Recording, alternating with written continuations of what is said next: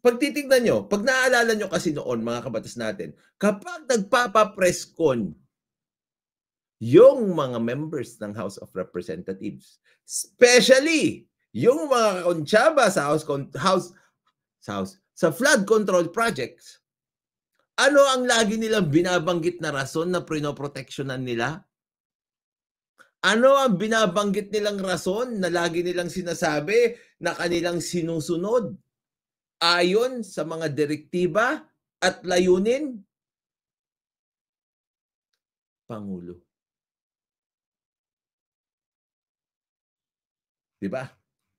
Kaya nga sinasabi ko sa inyo, bakit laging pangulo ang binabanggit ng mga House of Representatives na ito? You should decide based on your representation. Naalala niyo 'yun, 'di ba? Sabi ko, hindi naman porke gusto ng pangulo 'yan, lahat oo na kayo. Ang importante diyan, you must listen to the people. Magtrabaho kayo. What's happening now? Binabalikan na sila ng kanilang mga